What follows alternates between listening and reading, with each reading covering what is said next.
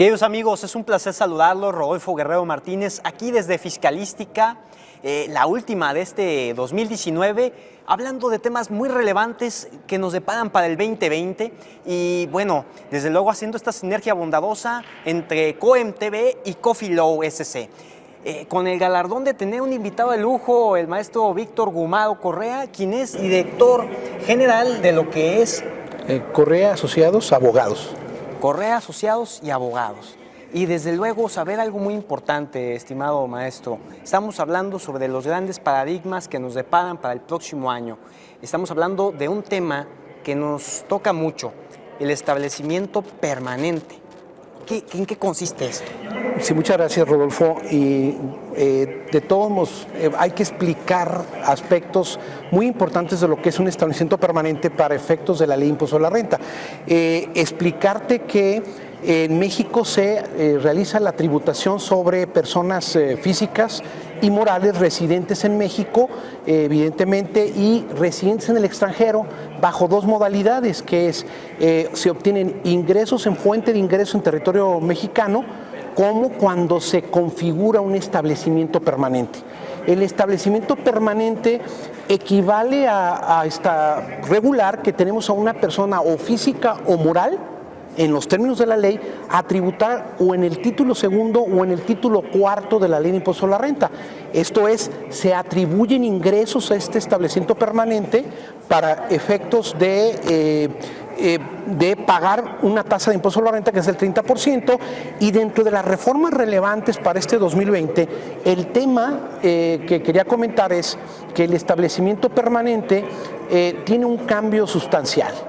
Me parece que obedeciendo al plan de acciones BEPS, que son 15 acciones que recomienda a los diferentes países para que actualicen su legislación fiscal, de alguna de las formas es que se reconfigurara el concepto de establecimiento permanente en dos aspectos. Que no nomás el tema de tener apoderados en México de una sociedad extranjera o configurara al momento de celebrar contratos en México en su representación, se vinculara como un establecimiento permanente. Siendo que ahora lo que se trata en la reforma es que quien esté vinculado con las personas que firmen este contrato, actúen para cerrar en este contrato, pues tendremos la atribución de que reconfigurarían establecimiento permanente. Esto es, una sociedad extranjera, como una LLC, pudiera considerarse contribuyente mexicano, aunque tuviera residencia en Estados Unidos, cuando tuviera un apoderado que firmara, estuviera vinculado y cerrara contratos por cuenta y nombre de esta sociedad extranjera. Por otra parte, estimado maestro, es importante recalcar lo que tiene que ver con este juego de número y palabra, 4A y 4B. Muchos piensan y no le dan mucha relevancia, pero vemos que más allá de lo que podríamos leer en un simple reojo, representa un gran impacto todo esto concerniente pues a la ley del ISR. Es correcto, Rodolfo, muchas gracias. Sí, efectivamente, las adiciones de los artículos 4A y 4B consideramos que tienen una reforma importante en el sistema fiscal mexicano, en virtud de que los inversionistas residentes en México que de alguna forma tengan estructuras que se denominan híbridas, ya puede ser una híbrida clásica o una híbrida inversa en el extranjero, que son figuras, sociedades, instrumentos, fideicomisos en los cuales evidentemente no tributan esas figuras en el extranjero, no pagan impuestos por tener un régimen, vamos a decir así, de no tributación de esas figuras, pues evidentemente lo que hace el legislador mexicano es voltear a verlos para que acumulen los ingresos que estas estructuras en el extranjero obtengan para efecto de que en México las declaren, presenten su declaración anual, pues al 31 de diciembre del ejercicio en que se generen esos ingresos. Entonces, el tener, por ejemplo, una LLC, que es una estructura del derecho norteamericano, una sociedad que es transparente, no tributa a nivel de la sociedad, sino tributa a nivel de los socios o accionistas, y estos socios o accionistas están domiciliados para efectos fiscales en México. Entonces es aquí cuando el 4A, a partir de enero del 2021 que entre en vigor, tiene esta vacatio legis a partir de enero del 2020, para efecto de que voltee a ver estos inversionistas y accionistas mexicanos a sus estructuras, porque tendrían que acumular ingresos relativos a lo que perciban de estas estructuras. En relación al 4B, voltea a ver a los otros accionistas para también decirles que en proporción a su participación que tengan en esas inversiones, evidentemente tendrían que acumular. ¿Cuál es el tópico? Bueno, pues que a pesar de que hay un título sexto de REFIPRES, que es los regímenes fiscales preferentes, en donde pudieran anticipar el impuesto a la renta cuando aquella jurisdicción fiscal tenga un impuesto a la renta menor al 75% del que se causa en México, esto es el 22.5%, pues evidentemente México le obligaría, le tendría este control sobre esos ingresos de estas estructuras internacionales.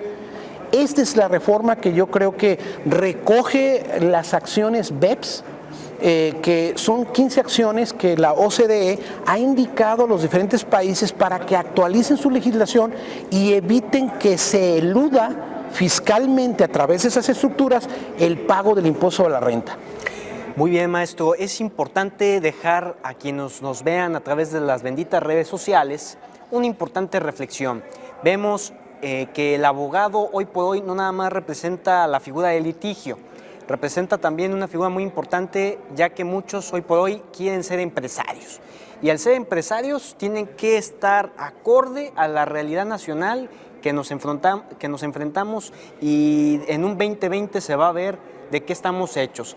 ¿Qué les aconseja? ¿Qué deben de estudiar? Más aún cuando hay un panorama de globalización que es imparable. Correcto. Considero conocer las reformas fiscales que son sustanciales, aquellas que en esta reforma 2020 modifican aspectos de planeación fiscal agresiva. A los abogados, a los empresarios, les recomiendo actualizarnos en estos tópicos, conocer perfectamente las obligaciones fiscales que generarían para poder establecer la mejor estrategia, tanto de una defensa preventiva, que es un aspecto que muchas veces los abogados que eran evidentemente en un área litigiosa no volteaban a ver.